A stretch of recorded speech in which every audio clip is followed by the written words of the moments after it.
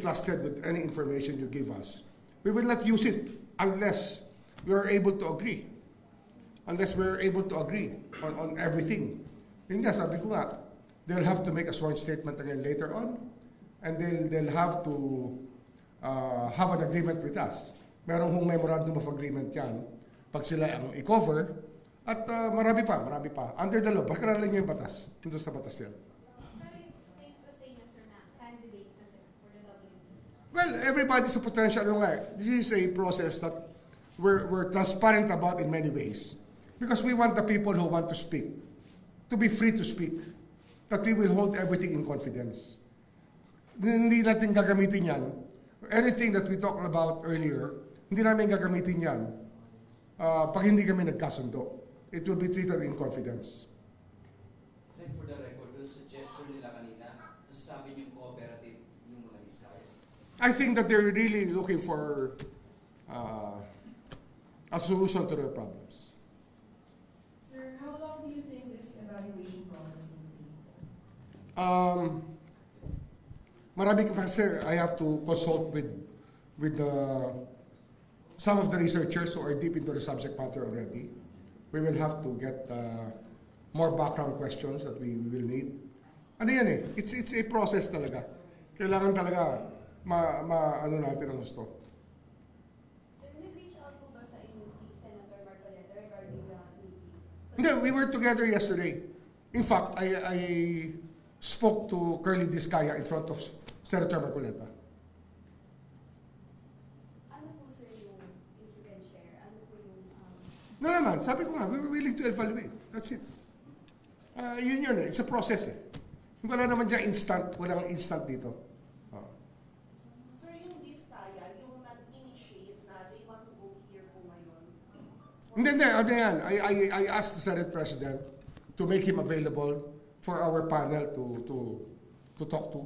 Kasi this is the thing that when these things happen, I need a panel of people to be there so that we can record, not really record, but note the different things that have to be noted. Sir, kanina pa parang ready na silang mag-tell-all. Ano pa yan? Marami pa. Kasi, ano yan eh, meron kasi art and science yan eh, ng asking questions and getting the answers that have to be elicited for it to be considered worthy of witness protection. Sir, may iba pa po bang nagparamdam o lumapit po sa inyo na nais po magpa-evaluate? Marami meron na nagpaparamdam na iba pa. We will get them one by one to talk to us. Kasi nga, ano yan eh, this law was created in 1991 precisely because of the need for justice to prevail in our country. 1991 pa itong batas na to eh. So, many people know that witness protection is hard to come by. Hindi naman talaga ganun kadali yan. Kasi nakakatakot kayo ng testigo pag ang kalaban mo may capability na makasakit ng tao. Diba? Mahirap yan eh. It's something that you really will seek out witness protection because there is a need for it. Kaya kami, we're doing our role, we're following the law, and we cannot divulge details about the conversations that we had, or the conversation that we had this morning. Sir, gaano karami na yung lumalapit po napaparamdam? We have 2 or 3 more for next week, but a lot more in the coming days, I think. Ano yan?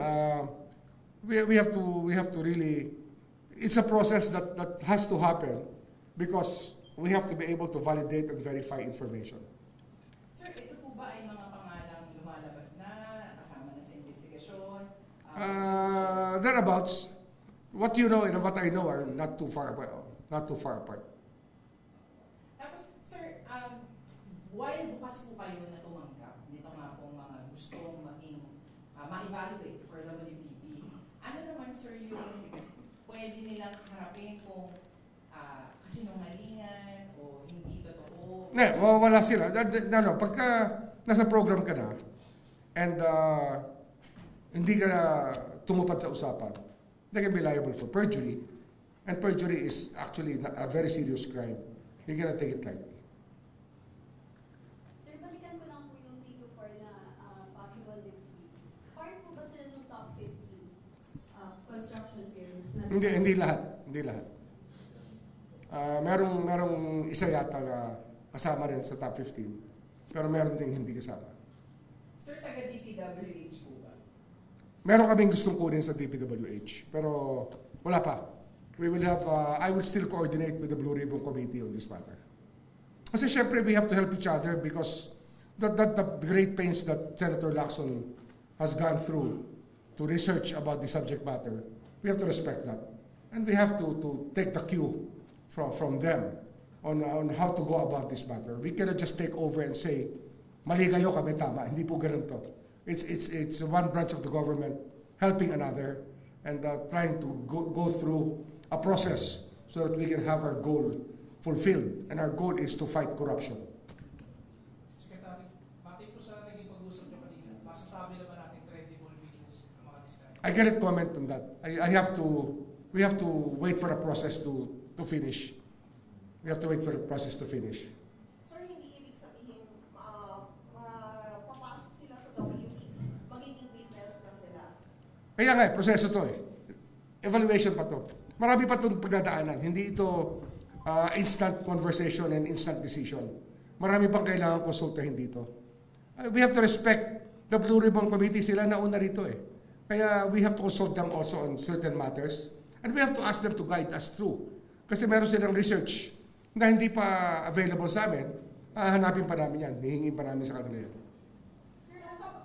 In fact, I intend to ask one of the staff, one of the officials of the Blue Ribbon Committee chairman to help us, to guide us through, because they did the research already.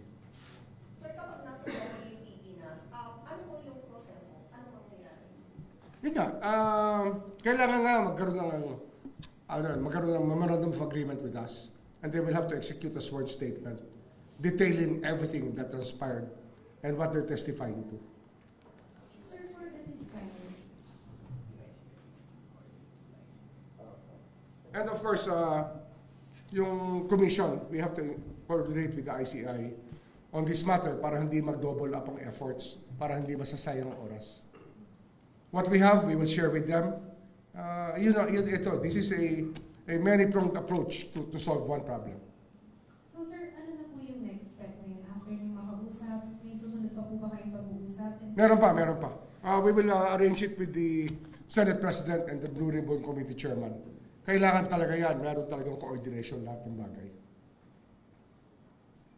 Sir, on a related issue. Sir, today nag-file po ang NBI ng mga reklamo against a contractor in a project related to flood control. Ano pong pinapakita po nito doon po sa ating pong investigasyon paano po sa mga paanomalyang mga proyekto? I-evaluate natin yan, but we will have to look at the jurisdictional matters first. Papa-evaluate din natin yan sa ating office, the people in the leadership. Kasi nga, we have a MOA with the Ombudsman. We cannot prosecute everything. The Ombudsman is the lead when it comes to graft and corruption. Republic Act 3019 and other laws are usually lodged talaga with the Ombudsman. But the memorandum of agreement that stands between the Office of the Ombudsman and the Department of Justice is still there. So we will have to coordinate that. We can do preliminary matters, and if they tell us, please turn over all the matters, all the information to us, we will do that. Kasi sila talaga ang lead dyan. Pero sir, paano po kung yung inireklamo ay isang gusto rin naman pong mapailalim sa ating pong WPP? And ano yun eh, ang WPP nga has that power under the law to even exclude you from prosecution. If your testimony is so necessary that there's no other way to prove it, pwede ka i-exempt from prosecution. You don't have to be discharged as a state witness. From the very beginning, pwede ka na maging witness ng prosecution. Yan ang effect ng WPP na mahalaga. Pero depende pa rin po yun, sir, di ba? Hindi po yun. Depende pa rin yan. Kasi nga, how important is the testimony and how accurate is it that we can clinch the case with that kind of testimony. And sir, yung pagiging guilty rin po, not the most guilty. Not the most guilty. I think the law is very clear on that. Sir, may gusto po ba kayong idagdag? Wala pa. A lot of things will happen pa the next few weeks. I look forward to meeting the ICI so that we can start coordinating. And I think that I will have to visit the Senate more often in the House. At least, ano lang to ang inisip ko lang talaga. Kasi nga, we cannot just take over the case and tell everybody, step out of it, kami naman. Hindi po to ganito eh. It doesn't work that way. Ano to, everything is with all due respect to the other people who are working on the same, for the same goal. Ganun po ito. We have to cooperate with each other. Sir, yung meeting with the ICI, sila po ang pupunta? Kami na pupunta sa kanila if they have an office already. If not, I can tell Babe Singson, no? I can tell Babe Singson and ask them for a common area to meet, a mutually agreed upon area. Anyway, kilala ko naman sila eh. And I know Mayor Magalong, I know Babe Singson. I've met Justice Reyes a long time ago. I met him a long time ago. We were much younger then.